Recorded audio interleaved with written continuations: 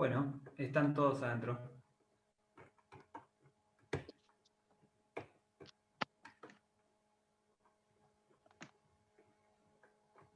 Bien.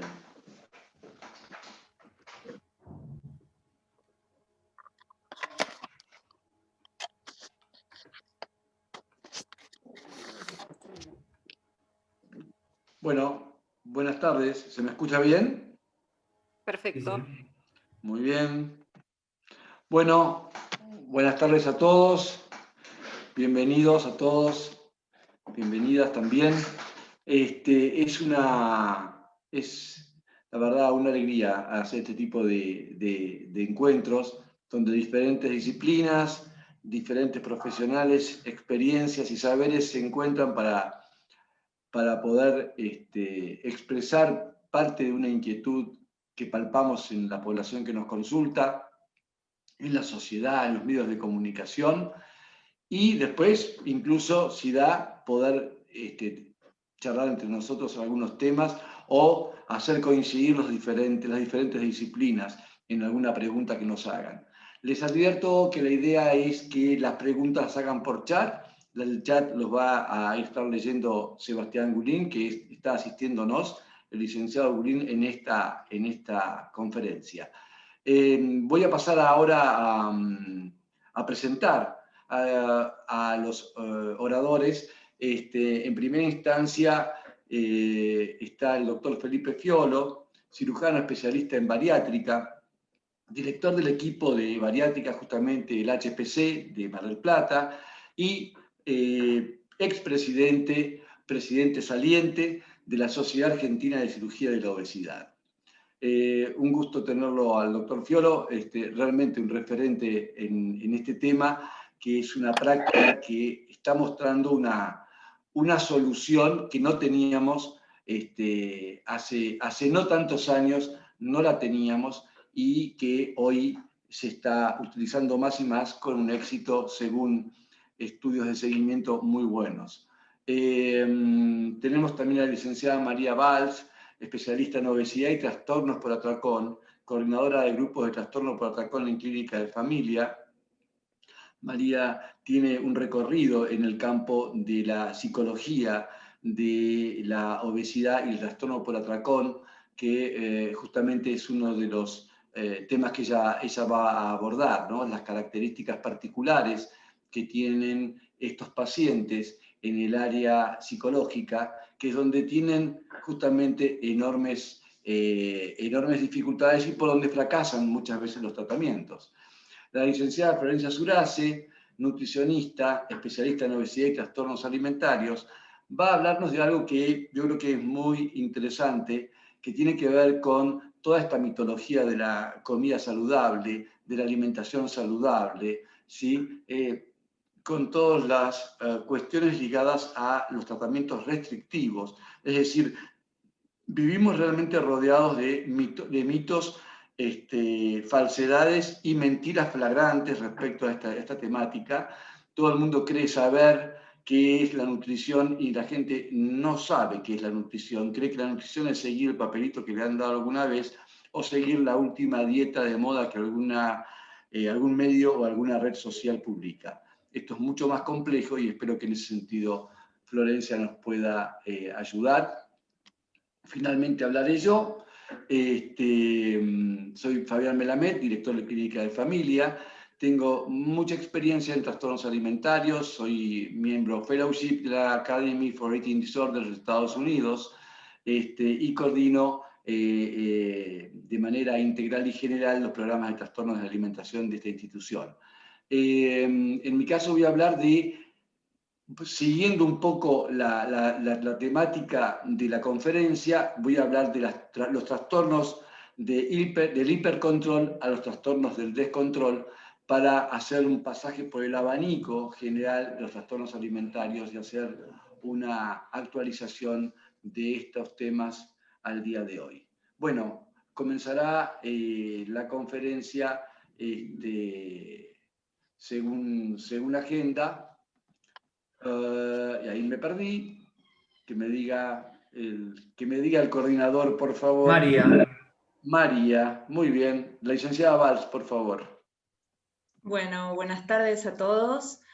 Muchísimas gracias por acompañarnos una vez más en la propuesta de Clínica de Familia. Bueno, los datos actuales nos dicen que la obesidad es una enfermedad crónica, que es la segunda causa de muerte prevenible luego del tabaquismo y que en Argentina el 60% de la población tiene exceso de peso. Y de este porcentaje, un 25% padece obesidad.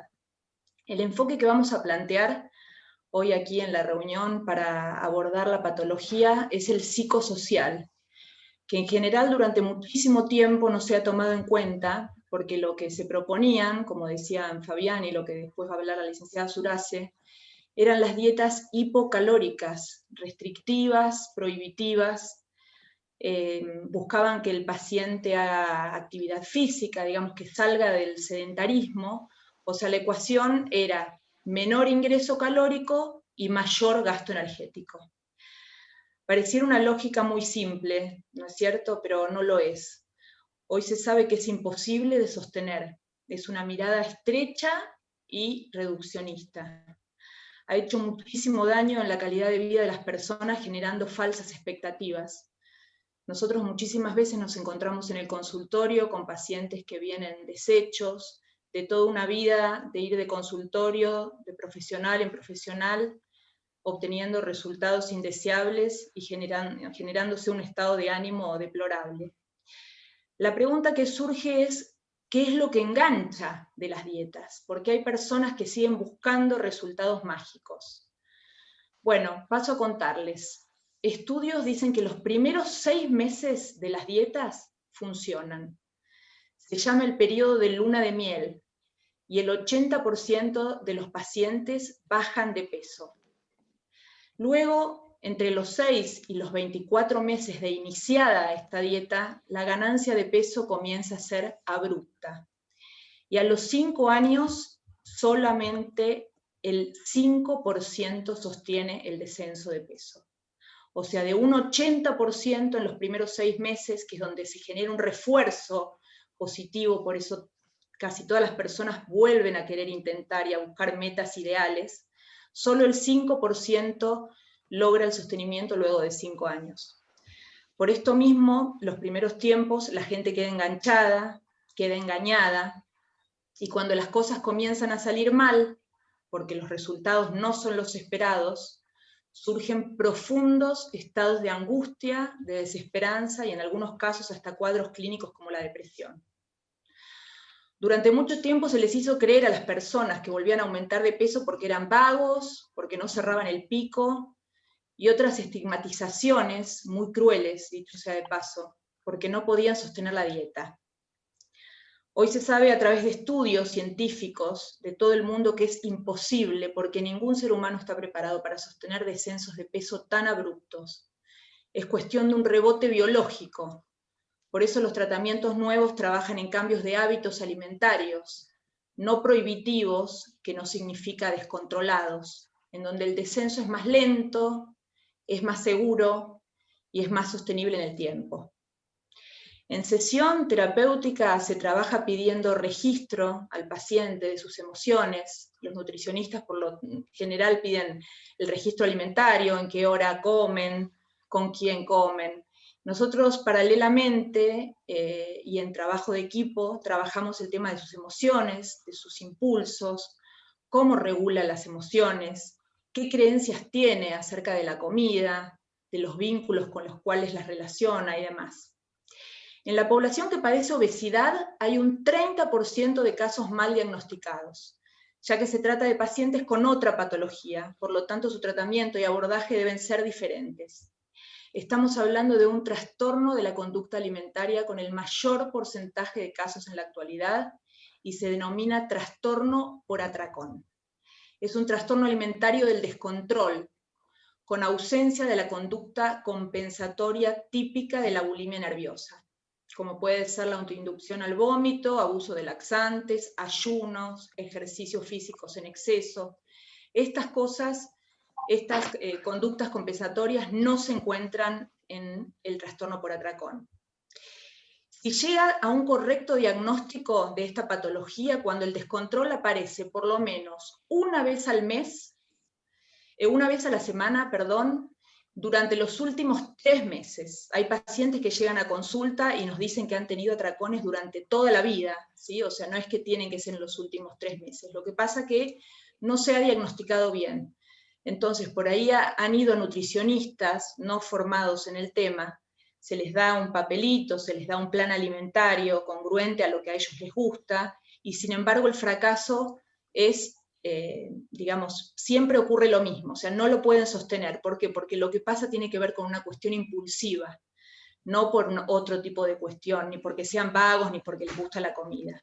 En estos episodios la persona ingiere grandes cantidades de comida, generalmente en menos de 2 horas, comen hasta sentirse desagradablemente llenos y en la mayoría de las veces hasta lo hacen sin apetito, con una sensación de pérdida de control absoluto de lo que se come y cuánto se come.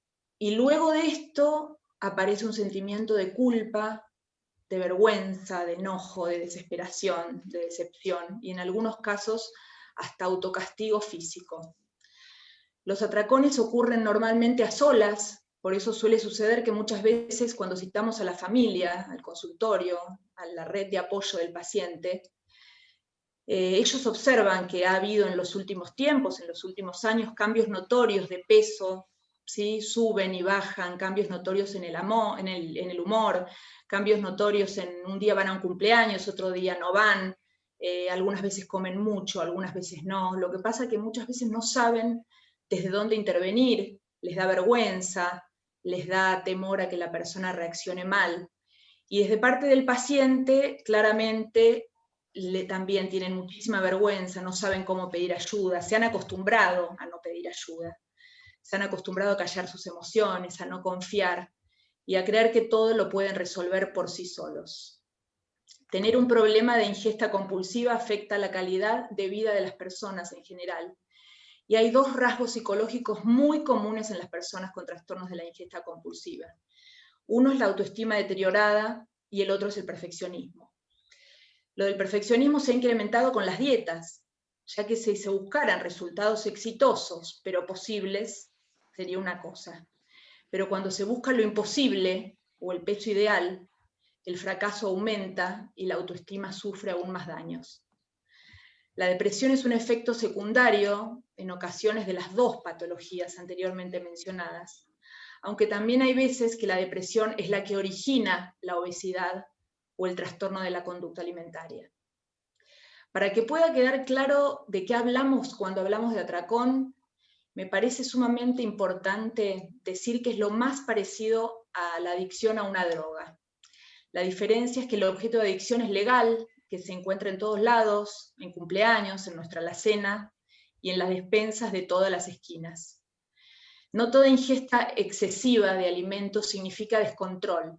Esto diferencia a los atracones de la obesidad. Lo que tienen en común es la adicción a la comida, es decir, que el consumo de algunos alimentos, como grasas o carbohidratos, puede generar cierta sensibilidad similar a los procesos adictivos.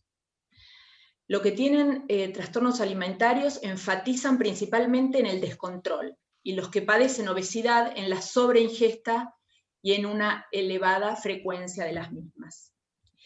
En ambos casos, aunque con abordajes diferentes, siempre la mirada es de esperanza. Nadie dice que enfrentar estas patologías sea simple, y menos aún rápido, como tantos años nos han querido vender y comercializar la magia para salir de estas enfermedades. Recalcamos la importancia de buscar un equipo especializado, contenedor, informado y empático.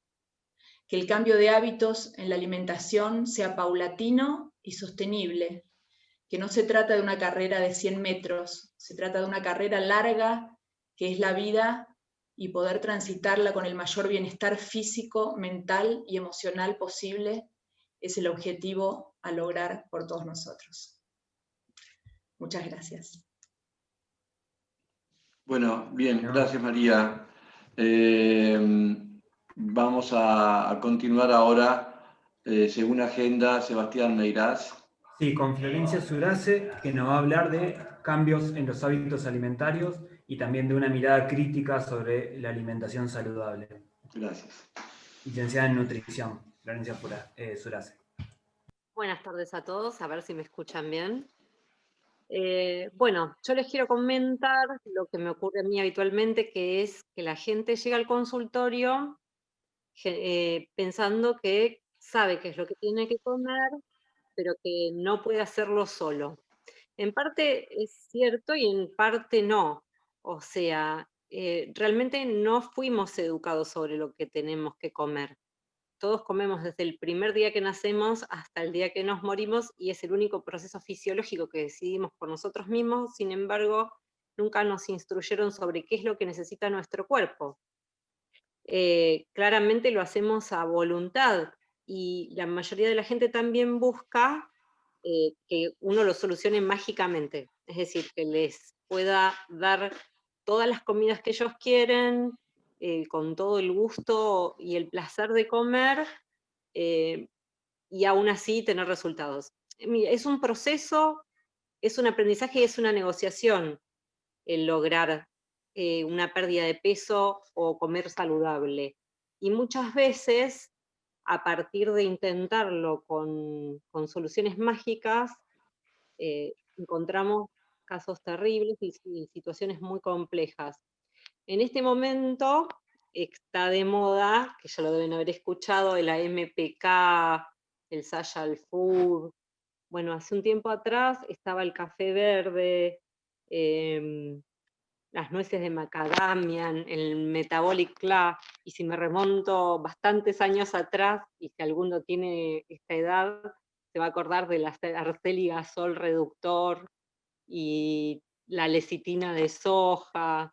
Bueno, todas estas cosas, algunas son reguladas y otras no, y tienen muchos riesgos para la salud. Por ejemplo, la nuez de macadamia puede producir un infarto, porque es absolutamente diurética. El tema es el siguiente, nos roban, o sea, se aprovechan de nuestra necesidad de encontrar una solución mágica. Entonces los invito a que no consuman este tipo de productos que no tienen ningún resultado. Yo sé que el proceso es absolutamente más decepcionante porque quizás es un esfuerzo mayor, pero las soluciones mágicas no existen. Sí se puede perder peso y sí se puede manejar la alimentación que sea rica y saludable, que contenga los alimentos que no tienen absolutamente nada de malo. Un helado no tiene nada de malo, un alfajor no tiene nada de malo, un plato de pastas no tiene nada de malo. El tema es aprender qué es lo que nuestro cuerpo necesita y aprender a utilizarlo sabiamente. También está de moda el tema de la dieta en este momento está ay, se me fue el nombre, pero bueno, la del ayuno intermitente. El año pasado fue la del metabolismo acelerado, y bueno, también 20 años atrás les puedo hablar de la dieta del huevo, de la cetogénica, de la del huevo, la del astronauta, etcétera, etcétera. Hoy por En hoy, el chat dicen de la dieta keto. la dieta keto, bueno, la dieta keto surge a partir de un problema, o sea, de una manifestación de los que tienen los diabéticos tipo 1, que se llama cetoacidosis. La cetoacidosis se produce cuando el paciente, por una cuestión de no tener una hormona, no puede absorber la glucosa. Entonces pierde peso, tiene polifagia, poliuria y polidipsia, o sea, pierden mucho peso, tienen mucha sed, hacen mucho pis y pueden comer muchísimo, pero esa dieta termina, porque los cuerpos cetógenos son tóxicos, en una intoxicación del cerebro y en un coma. Una persona queda internada. Como bien dijo la licenciada Valls, es insostenible a largo plazo, porque la cabeza necesita carbohidratos, o sea, el principal combustible de nuestro cerebro son los carbohidratos. Ninguna dieta de todas estas que se plantean es sustentable a largo plazo. Entonces, como también dijo, los primeros ratos de hacer una dieta tienen efectos por el periodo de luna de miel, o sea, uno se adhiere a hacer cosas que no puede sostener a larga data. El tema es que después volvemos a lo mismo o peor, con el riesgo y con los costos que tuvo hacer ese tipo de dieta, porque por ejemplo la dieta cetogénica se basa en comer muchísimas proteínas y grasas, sin comer absolutamente ningún carbohidrato, para esquivar el efecto de la hormona insulina y conseguir obtener un atajo, ir hacia directamente la grasa. Lo que pasa es que, bueno, 1, 2, 3 semanas, si uno lo quiere probar, lo puede hacer, el resultado no siempre es bueno para todos, y es una dieta que afecta mucho la cabeza, porque la satisfacción que tiene el comer carbohidratos, yo siempre los cargo a mis pacientes y les digo, nadie vino al consultorio y me dijo, me comí un atado de apio. El tema es, los carbohidratos son los que nos hacen felices, y es esa dosis de droga que aporta nuestro cerebro. Cuando una persona la restringimos, no solamente en lo físico, ¿no? En lo físico, el colesterol, etcétera, etcétera, es terrible en esas dietas, pero el tema es que también entra en un estado de tristeza, desesperanza, abulia. Es muy triste lo que pasa con la dieta cetogénica. Y cuando dicen también, esto se los voy a leer, no tiene nada que ver con la cetogénica, pero la gente quiere dejar de comer harina. Y dejar de comer harina, en realidad lo que están tratando de hacer es dejar de comer trigo, porque los cereales, el grupo de alimentos de los cereales son los granos, y los granos todos tienen la misma composición química. La avena tiene la misma composición química que el arroz, que el trigo, que la cebada, que el centeno. Entonces empiezan a comer panqueques de avena, budines de avena, de banana, y hacen exactamente lo mismo. O sea, no sirve para nada. Después, demonizados un montón de alimentos al cohete, porque, por ejemplo, comen muchísimos turrones, y los turrones tienen 100 calorías. O sea, la industria alimentaria nos trata de vender como un alimento saludable el turrón. 100 calorías, ok. De carbohidratos y glucosa. ¿Que nos puede servir para un momento específico? Sí. Ahora, yo me como 2 turrones y es el equivalente a comerse un alfajor. Y el alfajor a nivel emocional no tiene el mismo efecto en el cerebro. Entonces, yo prefiero planificar con el paciente alimentos que lo hacen feliz y que aprenda a equilibrar su alimentación en función de elegir alimentos que le pueden dar esta satisfacción y que no lo van a llevar a tirar todo por la borda, dejar absolutamente la alimentación y terminar compulsionando o comiéndoselo de forma desequilibrada y excesiva. Que el paciente sepa qué es lo que tiene que comer es fundamental, porque como dijo la licenciada Valls, hay una necesidad energética, pero no es una necesidad energética de cualquier cosa. Si una persona come 1000 calorías solamente de carbohidratos, va a perder masa muscular.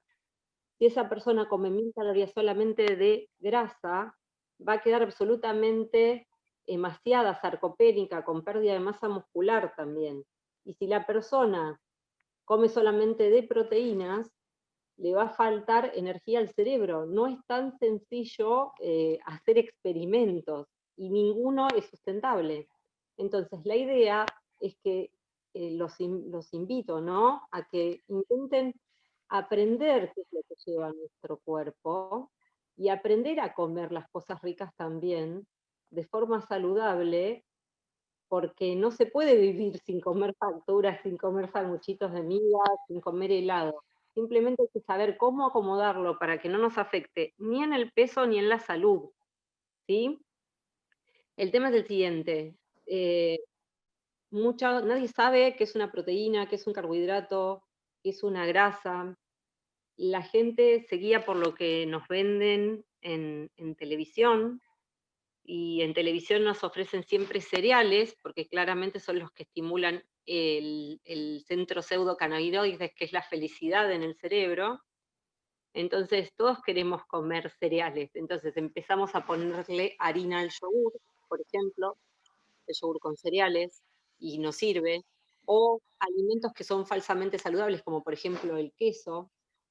Les voy a dar un ejemplo, que siempre también se los digo a mis pacientes y pobres, ponen cara de tristes, pero La carne de vaca tiene 10% de grasa saturada. El pollo tiene 5% de grasas saturadas. Y el pescado tiene 1% de grasas saludables. Ahora, el queso, que es un alimento que la gente pone en todas las comidas, tiene entre 25 y 85 de grasas saturadas. Entonces, por un lado, evitan comer carne vacuna por el colesterol, evitan comer carne vacuna por el tema de la grasa, sin embargo, a la calabaza le ponen un trozo de queso. Entonces ya estamos perdiendo el resultado y eso lleva también a la frustración, no saber con qué nos estamos alimentando y qué es el efecto que va a tener en nuestro peso al final del registro y de la semana, ocasiona que mucha gente se frustre habiendo hecho las cosas bien y decida tirar todo. Después otra cosa que también ocurre mucho es el efecto todo o nada. O sea, la gente que está acostumbrada a las dietas restrictivas, cuando come, por ejemplo, un helado, siente que perdió la dieta. Entonces empieza a comerse todo. Yo le digo efecto montañita. Porque cuando comemos tanta cantidad, después no tenemos solución a eso que hicimos. Hace unos días puse una publicación en mi Facebook que decía que es como si se me pincha la rueda de un auto y en lugar de cambiar esa rueda, me bajo y pincho las otras 3. Seguir comiendo después de que ya me comí algo. Está bien comer algo, no es terrible, es el total del día lo que importa, cada día es un ciclo. Y el tema del cambio de hábitos tiene que ver con esto, con el aprendizaje de qué es lo que debemos comer. ¿Qué deberíamos comer? ¿Cómo está formado nuestro cuerpo? En base a los porcentajes de cada cosa, de una forma simple y sencilla que la gente entiende, sin contar calorías, sin pesar alimentos, sin evitar alimentos, poder conseguir una alimentación saludable en donde uno maneja lo que come y uno puede sostenerlo, no llega a la frustración, no llega al atracón, no llega a la compulsión. El sentir muchas veces que no va a poder consumir nunca más alimentos ricos, ya nos lleva directamente a ni siquiera poder intentar hacer una alimentación, a un plan alimentario.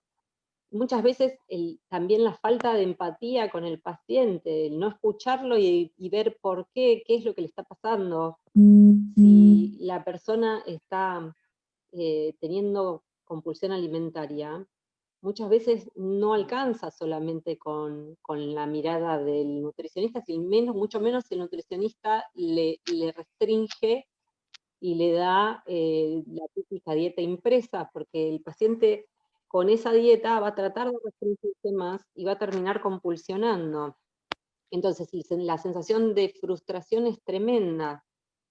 Y muchas veces ya llegan derrotados o ni siquiera quieren intentarlo. Lo que yo trato de proponerle a mis pacientes es que nos dejemos de inventar cosas raras como la mantequilla de maní, la palta a la mañana, no sé, agregar cereales a todo, y empezar a ordenar la alimentación para que sepan qué es lo que están consumiendo y para que su cuerpo se acomode en lo que necesita. Hay muchos mensajes del cuerpo al cerebro que hacen que terminemos comiendo de más, que tienen que ver justamente con tratar de no consumir determinados alimentos que se pueden consumir y que no pasa absolutamente nada.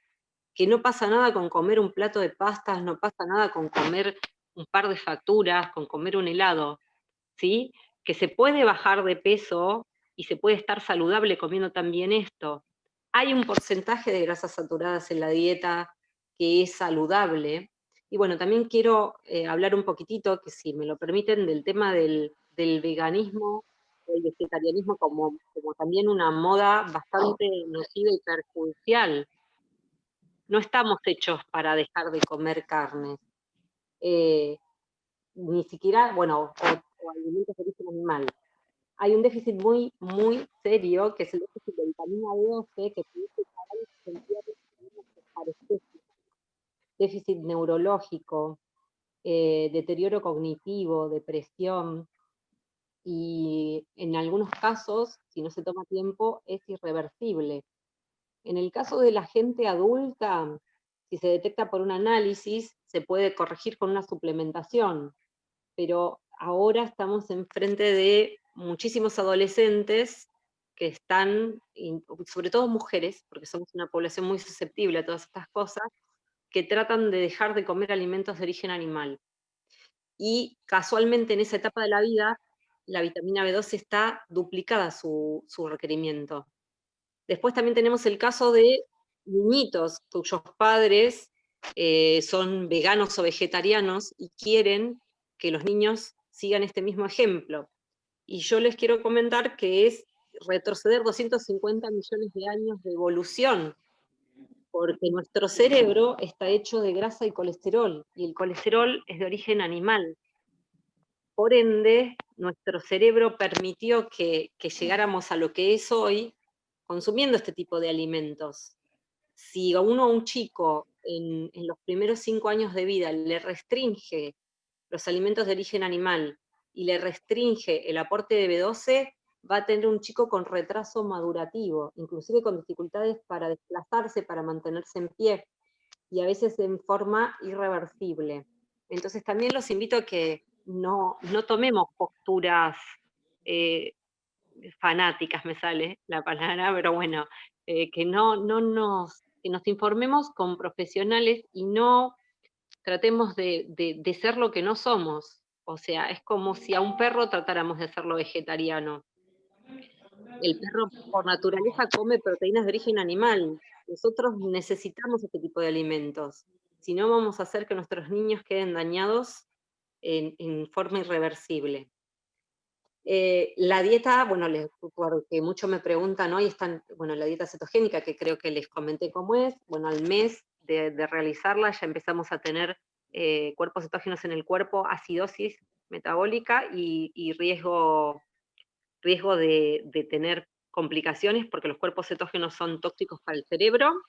Y después les quería comentar sobre la dieta del ayuno intermitente, que en realidad es otra dieta de moda, que no propone nada interesante, que no hace ninguna de las cosas que dice va a producir, que yo no digo no la hagan, porque si les sirve como puntapié inicial para después empezar a cuidarse, bueno, está bien, háganla, pero el tema es que luego aprendan cómo comer bien y continúen con una buena alimentación. Si la persona se restringe 12, 16 horas de comer, después va a tener todos los mecanismos cerebrales de la sobrealimentación posterior al ayuno. Entonces es controversial. Ya les digo, si existiera alguna dieta específicamente mágica para perder peso o que nos produjera un resultado más interesante de lo que actualmente sabe la ciencia, que es calidad y cantidad de alimentos y movimiento fundamental, no actividad física solamente, sino movimiento, tener una vida más activa, les estaría dando esa hermosa noticia. Pero bueno, por el momento no compren nada de estas porquerías que están vendiendo, que no tienen ningún efecto y que solamente nos utilizan como conejillos de la India. No sé si quieren preguntarme algo con respecto a estas dietas. Yo les quiero comentar. Flor, vamos a hacer una ronda de preguntas posteriormente. Te agradezco mucho. Vamos a pasar entonces ahora con el doctor Fiolo, que es una alternativa distinta. Florencia abordó un poco más los métodos más utilizados socialmente y puso una advertencia sobre la ingenuidad que tienen muchas de estas propuestas y la peligrosidad que tienen estas propuestas. ¿Puedo decir una cosa? ¿Sí? El tema es el siguiente: muchas de estas dietas, como son restrictivas, como comentó María Valls, terminan en compulsión, y entonces después lleva a cuadros muchísimo más preocupantes. Así que también les sugiero que siempre tratemos de encontrar el equilibrio y aprender qué es lo que necesitamos, porque si tenemos un auto no le vamos a poner ni perfume importado para ver si me funciona mejor, ni tampoco le vamos a poner aceite de papa frita para ver si logro hacerlo funcionar de otra manera. En cambio, a nuestro cuerpo le hacemos todo este tipo de cosas. Así que bueno, nada, los invito a tratar de informarse seriamente sobre el tema alimentario. Bien, gracias, Flor. Sí, hay mucho de mito y mucho de mentira. El tema vegetariano, vegano es un tema de discusión ideológico, ideología por un lado, ciencia por el otro, pero bueno, es un tema abierto a debate. Sin embargo, lo que va a abordar ahora el doctor Fiolo es la metodología que se ha mostrado sin dudas más exitosa para descensos de peso estable, descensos de peso que pueden tener un rebote, pero un rebote limitado. No es como la característica del rebote de peso en las dietas muy restrictivas en el que el paciente vuelve a recuperar su peso. Un informe de la UCLA de Estados Unidos plantea que, llega a plantear que uno de los mejores indicadores pronósticos de aumento de peso es hacer dieta. Fíjense, en un estudio metaanalítico que ellos hacen, llegan a una conclusión realmente paradojal. No pasa así, en cambio, con la bariátrica, que tiene, por supuesto, sus características particulares, y de eso nos va a hablar el doctor Fiolo. Felipe, por favor. Bueno, buenas tardes a todos. Muchísimas gracias por la invitación. Voy a tratar de ser lo más concreto posible y lo más ameno, considerando el auditorio y los profesionales que me anteceden, que han enfocado el tema desde puntos de vista muy particulares y muy interesantes. Yo voy a tomar algunas cosas que se dijeron recién, ¿no es cierto? Entre ellas, el índice de fracaso en la cirugía, en el tratamiento de la obesidad, que es muy alto, sin lugar a duda es muy alto. Y ese es el motivo por el cual, de alguna manera, aparece la cirugía como alternativa en toda esta situación. Si me permiten, voy a compartir la pantalla.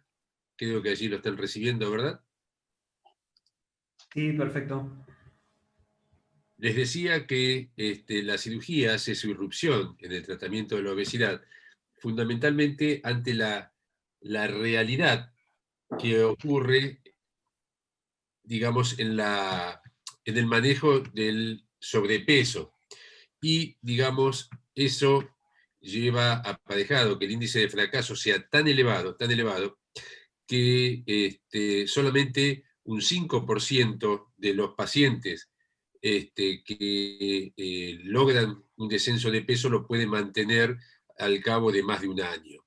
Eso realmente es muy frustrante para los pacientes y, digamos, eso es, digamos, una de las razones por lo cual, de alguna manera, aparece como alternativa válida la cirugía para poder llevar a buen puerto. La obesidad es un problema muy complejo, digamos, tan complejo es que hay muchos factores que intervienen en el desarrollo de ella. Están los trastornos emocionales, que ustedes de eso saben perfectamente y yo no me voy a meter en ese tema. Están los factores nutricionales, pero también están los factores genéticos, o que son inherentes a nuestra condición de pertenecer al reino animal. Entonces, digamos, toda esa situación hace que, digamos, no sea tan fácil el lograr el descenso de peso en forma prolongada. Y de allí el fracaso y la frustración que suele surgir de ella.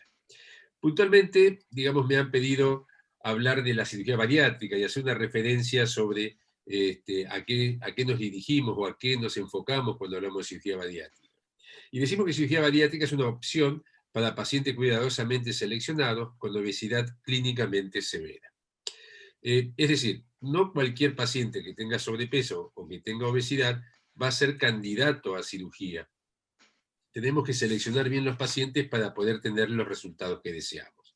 Bariátrica viene del griego, que quiere decir varos, peso, y atrix, tratamiento, y son una serie de técnicas quirúrgicas que se van a implementar en cada uno de los pacientes, o en los pacientes en particular, de acuerdo a sus características, para lograr este descenso de peso. Pero ¿qué ocurre? Prácticamente ya hoy, en lo que es cirugía bariátrica, o en cirugía de la obesidad, digamos, no es que haya perdido terreno, pero se ha sumado otro factor, que es la cirugía metabólica, que la definimos como la serie de procedimientos quirúrgicos gastrointestinales encaminados a conseguir la mejoría o remisión de la diabetes, por ejemplo, y la reducción del riesgo cardiometabólico por ende. Vale decir que ya hoy, desde el punto de vista quirúrgico, no miramos la cirugía como una solución a la obesidad como tal, sino a la enfermedad obesidad, que muchas veces tiene aparejado esto que hablamos de la enfermedad metabólica que se establece o se instaura en el paciente. ¿Qué es la cirugía metabólica? ¿A qué se refiere? Es atacar el síndrome metabólico o resistencia o síndrome de resistencia a la insulina. Y está dada por una serie de características, que cuando están presentes 3 de ellas ya podemos decir que el paciente tiene un síndrome metabólico establecido.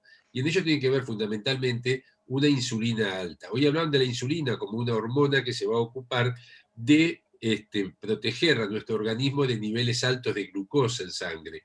Entonces, cuando esos niveles de glucosa en sangre, para ser normales, necesitamos cantidades suficientes, cantidades mayores de insulina, hablamos de la hiperinsulinemia o síndrome o insulinoresistencia.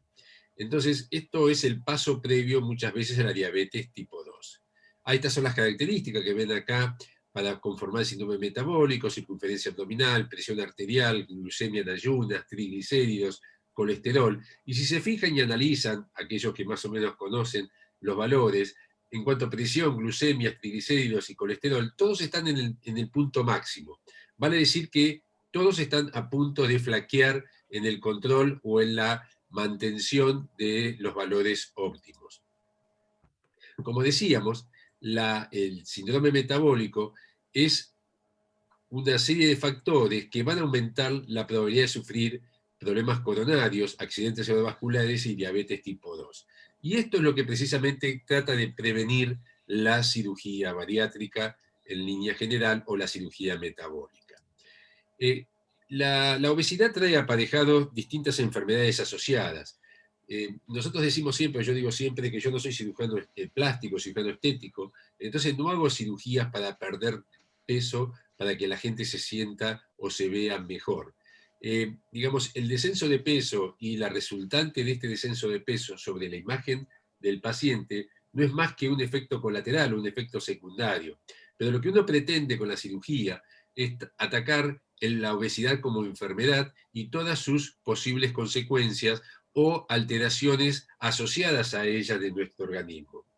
Hay enfermedades, estas enfermedades se llaman comórbidas, o dicho de otra manera, son enfermedades que están directamente relacionadas al sobrepeso, y es lo que uno pretende ir, digamos, corrigiendo para que la calidad de salud del paciente sea la adecuada.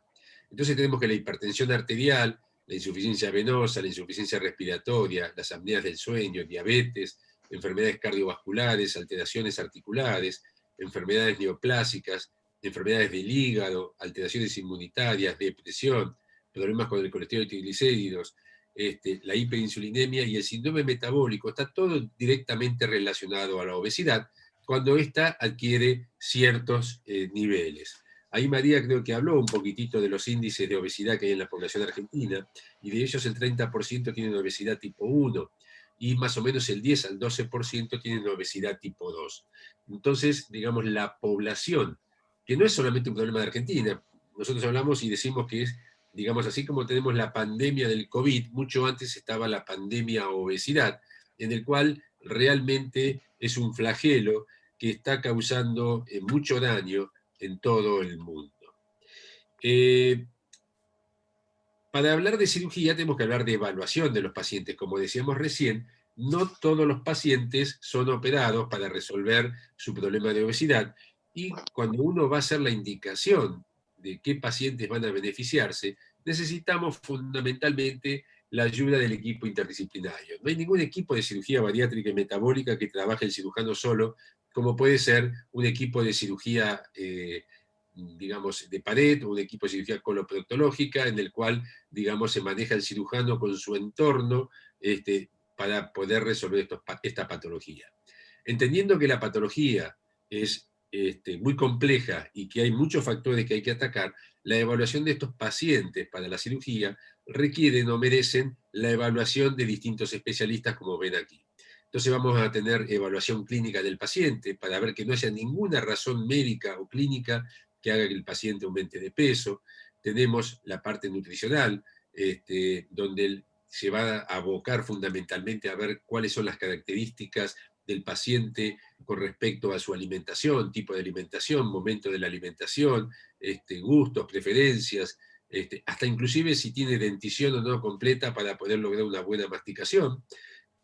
Tenemos una evaluación por el neumonólogo para ver la función respiratoria de ese paciente, el gastroenterólogo que va a evaluar anatómicamente su estómago, la gente de salud mental que se va a ocupar de determinar si el paciente está en condiciones de aceptar la cirugía y si sabe o entiende a qué se enfrenta con una operación y no tiene alguna idea mágica con respecto a los resultados, la actividad física fundamental, la anestesia para que evalúe el paciente y determine la técnica o la estrategia quirúrgica, anestésica que va a utilizar, y por supuesto los cirujanos. Todos estos somos los que intervenimos para lograr el tratamiento de la obesidad a través de una cirugía, la obesidad, insisto, o la enfermedad metabólica. Para poder determinar qué pacientes van a ser beneficiados de la cirugía, hablamos de una categorización basada fundamentalmente en lo que se conoce como el índice de masa corporal. Este índice de masa corporal es un cálculo que se hace basado en la estatura del paciente y en el peso, y va a arrojar valores que nos van a permitir clasificar al paciente desde un paciente normal cuando llega hasta 25, y a partir de allí tenemos sobrepeso cuando llega a 30, que ese es el 60% de la población que hablaba María hace un rato, para después pasar a tener obesidad tipo 1 hasta 35, obesidad tipo 2 hasta 40, y ya hablamos de obesidad mórbida cuando supera 40 o superobesidad cuando llega a 50, y de así, de 10 en 10, vamos a agregar un super a esta definición. ¿Qué quiere decir todo esto? Que claramente en estos pacientes que están aquí en amarillo es donde cae la cirugía como indicación, la cirugía ya sea bariátrica o cirugía metabólica. Hoy por hoy son tantas las ventajas de la cirugía metabólica, la cirugía de la diabetes, como dice la gente. A propósito de esto, el sábado fue el Día Mundial de la Diabetes, que se está haciendo protocolos para implementar esta cirugía en diabéticos tipo 2 que tienen menos índice de masa corporal, es decir, son más delgados, 30 a 35. ¿Por qué? Porque la efectividad de la cirugía hace que se pueda paliar esta enfermedad y se pueda manejar mucho mejor, a pesar de que muchas veces necesite el sostén de medicamentos, pero que va a detener en forma sustancial el daño que la enfermedad diabetes le produce al paciente en el curso del tiempo. Todos saben que la diabetes va minando el organismo, va generando alteraciones cardiovasculares, digamos, y por ende esas alteraciones en la microvasculatura que hablamos, es lo que va a alterar la visión a través de los problemas retinianos, la parte renal, digamos, a través de la insuficiencia renal, a través de la afectación de los glomérulos, etcétera, etcétera. Vale decir que es tan importante el resultado y el efecto de la cirugía que vamos hablando de que, digamos, tenemos que bajar en pacientes muy seleccionados, y lo voy a insistir permanentemente, en pacientes muy seleccionados, este tipo de cirugía. Estas son las indicaciones para la cirugía, no voy a ahondar mucho en esto, en honor al tiempo. Digamos, esto lo que quiere demostrar es que uno necesita clarificar y tener bien encasillado al paciente. Hay distintas cirugías que se utilizan, la manga gástrica, tampoco voy a perder tiempo en mostrarles imágenes. El bypass gástrico es otro tipo de cirugía que tiene otros tipos de alternativas. ¿Hay complicaciones de la cirugía? Sí, pero son mucho menor que las complicaciones que tiene la evolución natural de la obesidad mórbida o de la enfermedad metabólica. ¿Qué se espera después de una cirugía? Esto es importante, que los pacientes mejoren su diabetes en alrededor del 90%, que la apnea del sueño mejore alrededor del 70%, la hipertensión arterial alrededor del 70%, los problemas con el colesterol y triglicéridos en un porcentaje muy elevado también, el síndrome metabólico que hablábamos recién, que baje, digamos, se corrija en el 80%, y las enfermedades del hígado en un 90%. Me preguntaban cuáles son los mitos, digamos, no los mitos, sino cuáles son, sí digo bien, de relación a la cirugía. Es aquellos que piensan que se operan y se solucionaron los problemas. Es decir, que no va a requerir ningún tipo de alteración en su conducta de tipo de vida, en sus hábitos y demás. Todo lo contrario, la cirugía, digamos, es una herramienta que la vamos a utilizar para ayudar al paciente en el descenso de peso, pero esto va aparejado de los controles, digamos, periódicos, inicialmente en forma más frecuente, posteriormente en el tiempo un poco más alejado, pero digamos va a necesitar la supervisión, tanto nutricional como de la gente de salud mental, los psicólogos, para poder ir sosteniendo el descenso de peso. La cirugía es una herramienta, va a lograr que el paciente tenga saciedad comiendo menos, va a lograr que el paciente corrija sus enfermedades asociadas debido al efecto metabólico que tiene, que no quise ahondar mucho en la fisiología de la cirugía, pero que necesita, sin lugar a duda, para no volver a engordar o volver a aumentar de peso, del seguimiento, y no creer que esta batalla se ha ganado. Es una enfermedad crónica, la obesidad, ustedes bien lo saben, y lo que pretendemos es poner a disposición de los pacientes, de acuerdo a su grado de obesidad o su importancia en su repercusión sobre el estado físico, las distintas alternativas que podemos ofrecer. Esto es importante para el éxito del tratamiento, la alimentación saludable, la actividad física programada, la psicoterapia y los controles. Bueno, creo que de esta manera más o menos cumplí con lo que me había sido solicitado y espero no haber sido muy aburrido. Muchísimas gracias. Bueno, Felipe, muchas gracias. Ha estado interesante y bastante claro lo que has dicho. Creo que queda claro que no es indicado para cualquiera ni tiene resultados mágicos, pero sí definitivamente queda claro que es un tratamiento que va teniendo un nivel de éxito como no tiene ningún otro. Bueno, finalmente voy a hablar un poco yo. Voy a compartir pantalla.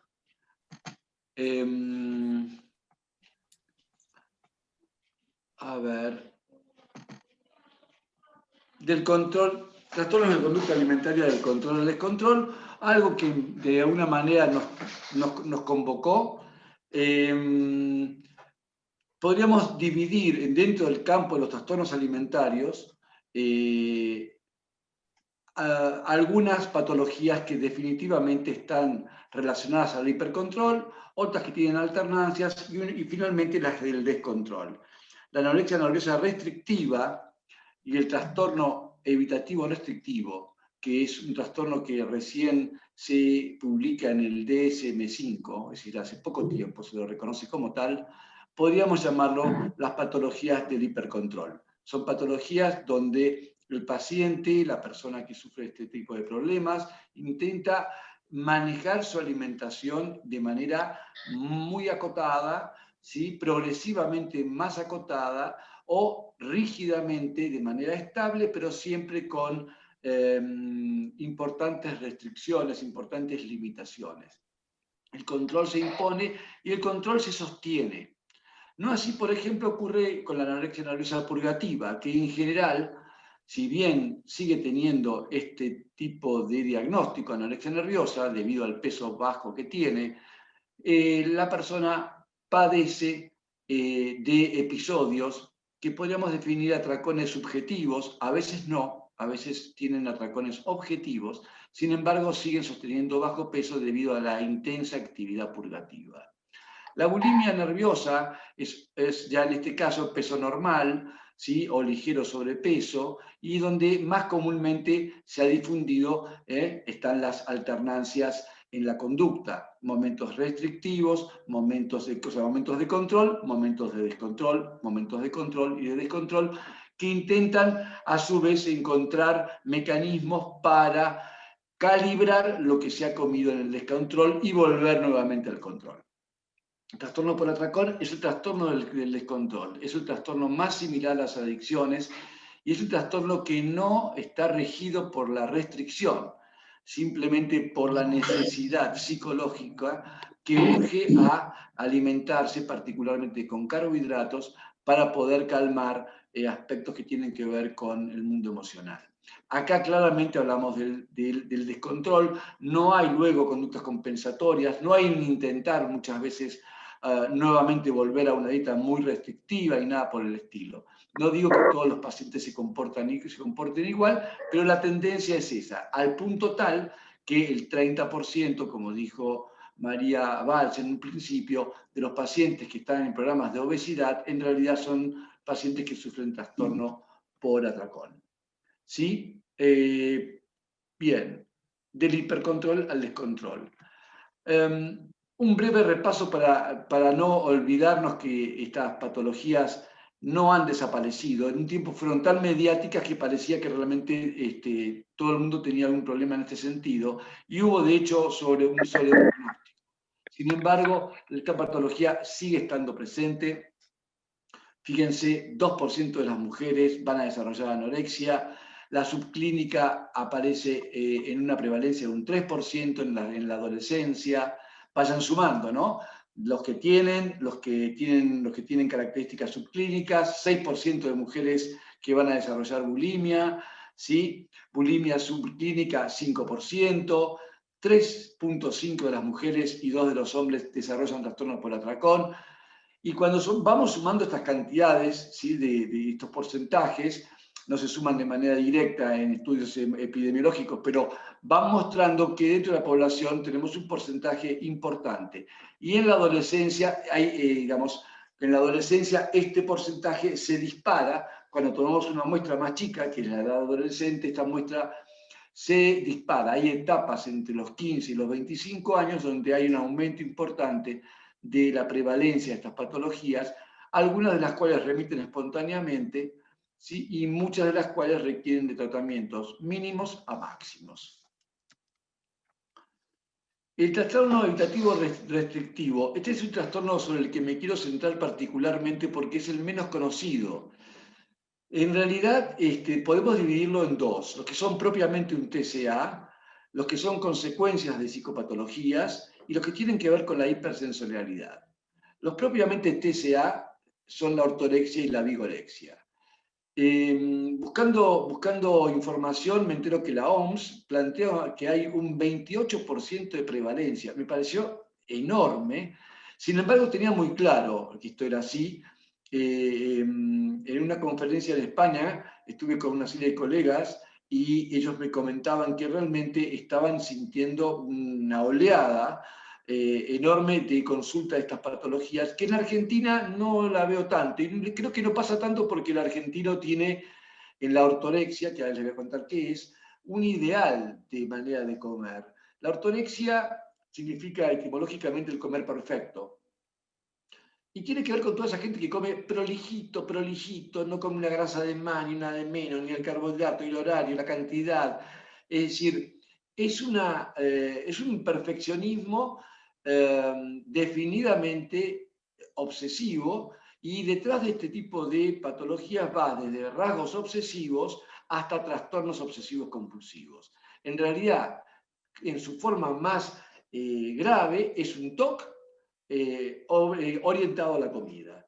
Por lo tanto, esto del comer bien y del comer perfecto realmente es una psicopatología, pero en sí misma tiene rasgos característicos de los trastornos alimentarios. Las personas restringen la alimentación, restringen la calidad de alimentación, tienen rituales y estructuras muy, muy rígidas, pueden no ir a comer a un lado porque van a comer lo que no deben comer, pueden llevar su propio tupper a una comida en la que han sido invitados. Es decir, realmente sienten una intensa culpa si no comen de manera según lo que han estipulado, ¿sí? Y en general está muy presente esta patología entre personas que practican deportes muy intensos y últimamente algo bastante visible y prevalente entre los runners. Por lo tanto, el perfecto comer va siendo una patología que debería consultársela mucho más, pero por consenso social la gente se siente contenta, la gente se siente conforme, la gente cree que ese sufrimiento que tiene, ¿sí? Es un sufrimiento saludable y por el que vale la pena pasar estos sacrificios. No tienen idea que están pasando por un trastorno obsesivo compulsivo. La vigorexia es lo mismo, nada más que aplicado al crecimiento corporal. Tiene también un aspecto ortoréxico, porque quien sufre de vigorexia también come de una manera muy acotada, muy especializada, muy específica. Comer cierta cantidad de comidas cada tanta cantidad de horas, comidas muy repetitivas, muy aburridas realmente. Y en el caso de, como se pone acá en el fisicoculturismo, ya este tipo de patología tiene inclusive influencias profesionales. En cuanto a psicopatológicas, tenemos dos características del trastorno evitativo restrictivo que se confunden, que son las fobias deglutorias, gente que tiene temor irracional, pánico, a atragantarse, a ahogarse con comida o con cierto tipo de comida, y por lo tanto deja de comerla, la abandona. Tanto la comida como toda fobia se generaliza, por lo tanto empieza con un tipo de alimento y en el tiempo ese tipo de alimentos se va generalizando a otros alimentos que se viven o se perciben como similares. En la psicosis hay algún tipo de pacientes que tienen algún tipo de delirio respecto a la alimentación, respecto a unas propiedades de la alimentación o a algunas formas de ordenamiento de la alimentación, e incluso en algunos casos el temor a la ingesta envenenada en la alimentación. Y finalmente, algo que no estaba muy diagnosticado y empieza a ser más claro es los trastornos de la hipersensorialidad, que se dan particularmente en el trastorno del espectro autista, donde el paciente va rechazando cierta comida porque no la soporta, no soporta sentirla, no soporta su textura. En ese caso, si la comida que rechazan son comidas hipercalóricas, van a bajar mucho de peso, y por el contrario, si las comidas que rechazan son hipocalóricas, pueden subir mucho de peso. De esta forma, el trastorno evitativo restrictivo, como vemos, tiene diferentes trastornos diagnósticos diferenciales, pero en los últimos años, particularmente la ortorexia ha crecido mucho. Y pongo énfasis en esto porque deberíamos estar más atentos. Encuentro muchos adolescentes realmente creyendo que hacer actividad física intensa y comer de esta manera es saludable, y eso es terrible. Finalmente, tratamiento del descontrol. Cuando hablamos del tratamiento del atracón y el picoteo compulsivo, patologías que tienen características distintas en lo conductual, pero son muy similares en lo psicopatológico. Bueno, patologías, como dije, similares a las adicciones. Buscamos en una primera instancia una contención intensa que permita una egodistonía del trastorno. Muchas de las personas que sufren este problema no terminan de caer realmente que tienen una patología. Siguen pensando, como les han enseñado a pensarse a sí mismos, como personas glotonas, descontroladas, ¿sí? Vagas, sueltas, que no logran poner un poco de orden en su vida y no entienden que en realidad están sufriendo una adicción que hoy tiene la prevalencia más alta en trastornos alimentarios, en trastornos por atracón. A partir de que el paciente asume esta patología, podemos empezar a trabajar a que se dé cuenta, como lo muestra la bibliografía internacional y nuestra experiencia, que son trastornos muchas veces devenidos de situaciones de trauma. Son trastornos psicopatológicos de personas que han sufrido trauma psicológico, y mucho de la sintomatología es estrés postraumático. Bueno, ¿cómo trabajamos con estos pacientes? En primera instancia, psicoeducación alimentaria, que es un buen comer, en realidad, ¿sí? Ya mucho de esto se ha estado hablando hoy. La no restricción, el ambiente seguro, las formas diferentes de almacenar, cocinar y servir las comidas, etc.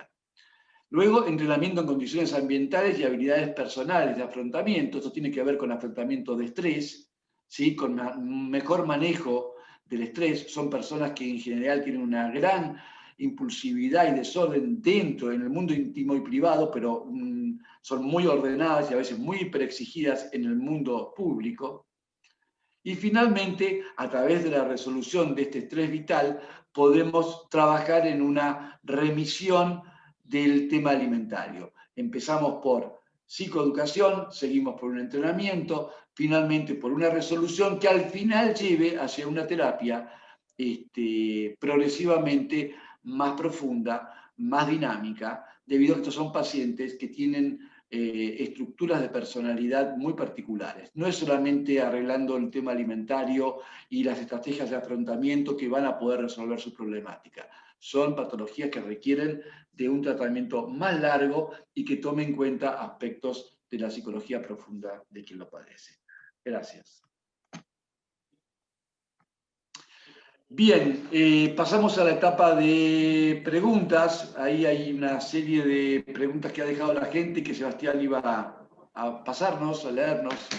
Bueno, hasta el momento hay 3 preguntas. Le digo a la gente, le recuerdo que puede escribir ahora mientras leemos esta.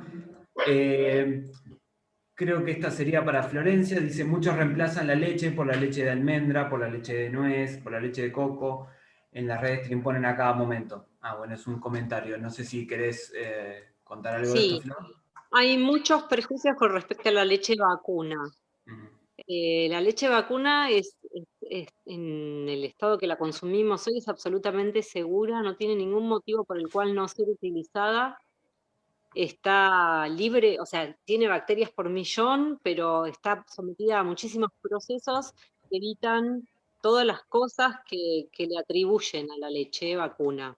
Y hay mucha gente que, sí es cierto, hay mucha gente que tiene intolerancia a la lactosa o alteraciones gastrointestinales a partir del consumo de leche vacuna, y también hay gente que tiene alergia a la proteína láctea. Pero en el caso de usarla como un reemplazo, no es un reemplazo, son otros productos. Son otros productos. La leche de coco, por ejemplo, no la recomiendo porque el coco es el segundo alimento de origen vegetal con grasas saturadas, igual que el chocolate. O sea, el coco y el aceite de coco, que están muy de moda, no son alimentos saludables. Al contrario, tienen grasas saturadas, igual que las carnes. La leche de almendras... Perdón, sí, dado que se van acumulando preguntas, intentemos focalizar dale. la respuesta, por favor. Gracias. Algunas están interesantes, otras no están interesantes, de las leches de origen vegetal, no reemplazan a la leche vacuna, sino que son otros productos. Bien, perfecto. Fabián, creo que esta sería para vos. La pregunta es, tiene que ver con el mito que hay del hambre emocional, ¿no? ¿Se come por emoción o por impulso? Bueno, una cosa implica la otra. En realidad, situaciones emocionales son las que terminan generando conductas y que podríamos definir como impulsivas o compulsivas, ¿sí? Así que estamos hablando del mismo proceso. Bien. Para María, me parece muy bueno los grupos multidisciplinarios para el tratamiento, para que se aprendan nuevos hábitos, para sentirse bien en los pacientes, ¿no? Entiendo que se busca una educación alimentaria y mental. Mi pregunta, ¿cuándo se le da el alta al paciente que tiene trastorno por atracón? ¿Este trastorno entonces no es un TOC, sino una adicción? Puede haber... María está silenciada.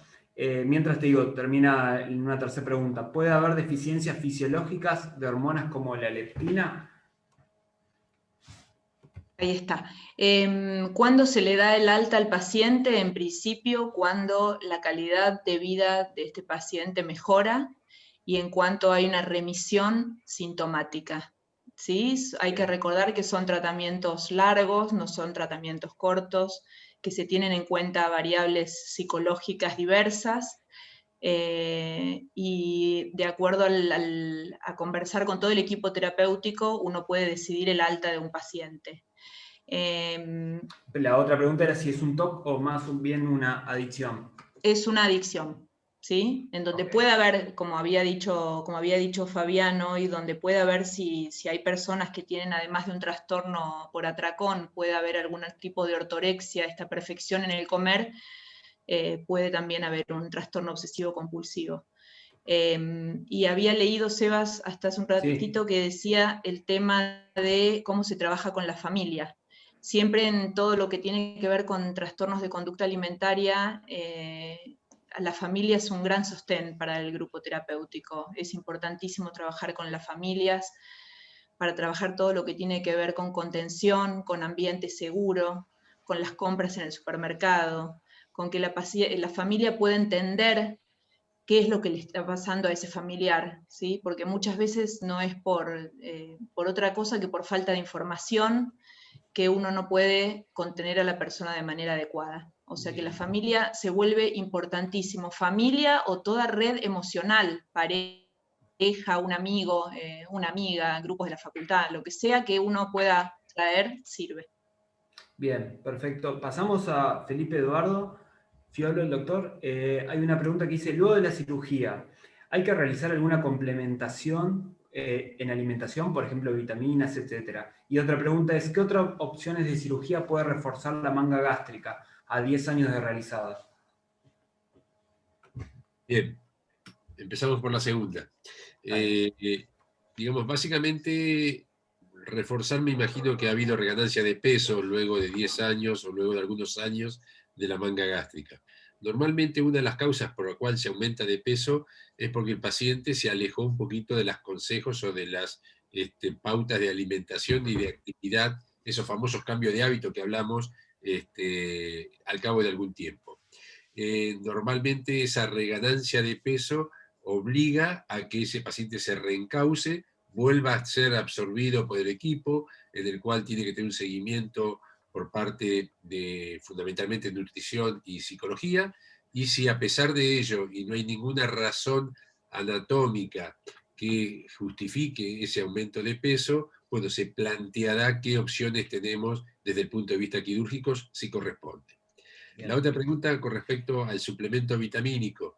Sí, ¿por qué? Porque las cirugías de alguna manera alteran la fisiología normal del tubo digestivo, sobre todo en las cirugías donde se bypassea, donde hay un bypass. Eso trae aparejado que en la zona del tubo digestivo del intestino, donde se absorben muchas vitaminas, minerales y oligoelementos, el alimento no pase por esa zona, y, digamos, eso puede llevar a un déficit vitamínico o de minerales a mediano o largo tiempo. Por lo tanto, lo aconsejable es tener un suplemento vitamínico para evitar este efecto secundario. En la manga gástrica, si bien no hay una alteración del circuito alimentario, la velocidad con que se evacúa y la calidad del alimento que sale del estómago también está alterado, y también puede aparejar, digamos, cierto déficit vitamínico y minerales, y lo cual hay que suplementar. Bien, perfecto. Fabián, una pregunta para vos. ¿Cómo me doy cuenta si necesito ayuda sobre mi alimentación?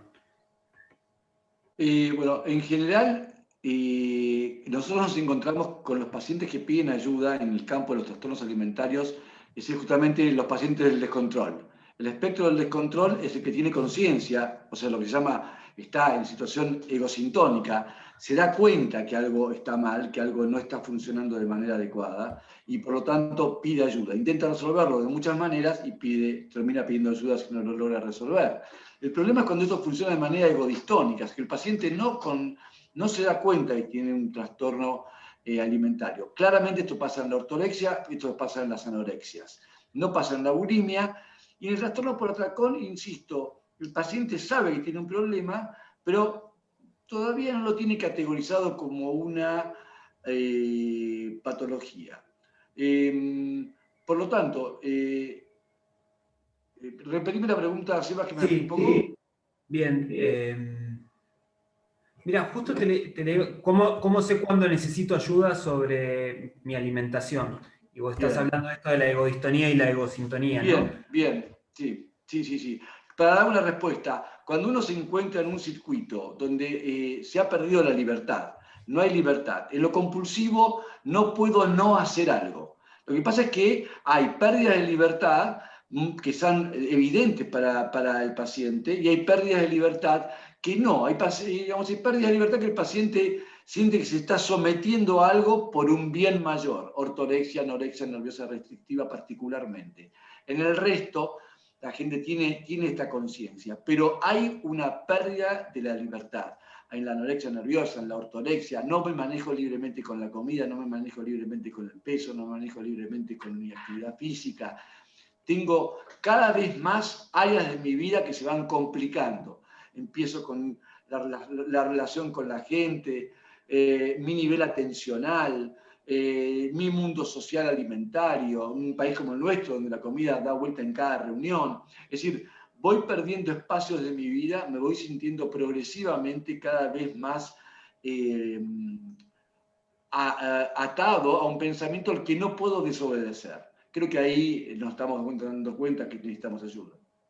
Perfecto, Fabi, justo tiene que ver con esto una pregunta que dice que los fines de semana en general en nuestra sociedad se come de más y muchas veces de forma descontrolada, pero parece estar naturalizado y el lunes se vuelve a una dieta más restrictiva. ¿Esto puede enmascarar un trastorno de atracón y que no se lo vea porque está socialmente aceptado?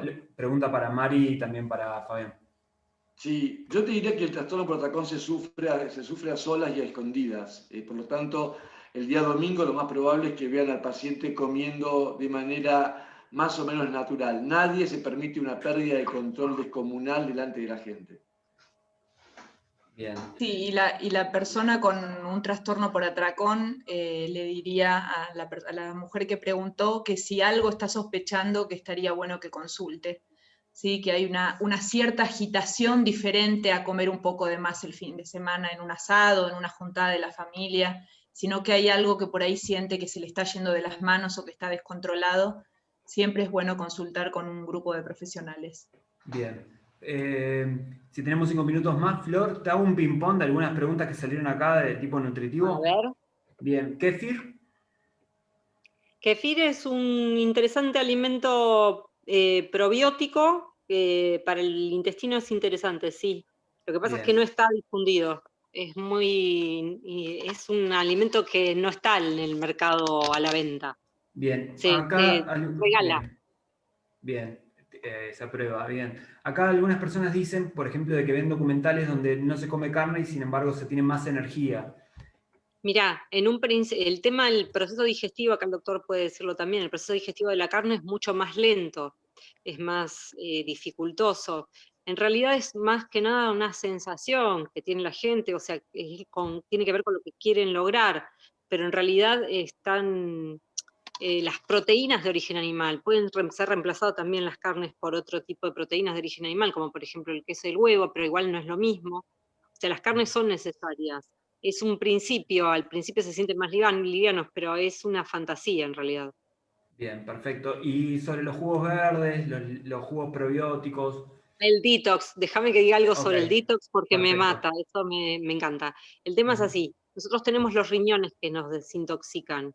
O sea, nuestro cuerpo filtra las toxinas y las elimina a través de los riñones, y en realidad no existen alimentos ni bebidas detox. Eso es mentira también. Y además el único alimento que es, por ejemplo, hepatotóxico es el alcohol. O sea que en realidad si quieren estar desintoxicados no tomen alcohol. Bien, excelente. Una cosita, Sebas, que vino Sí. acompañada de esta pregunta que le hiciste a Flor con el tema de las redes sociales.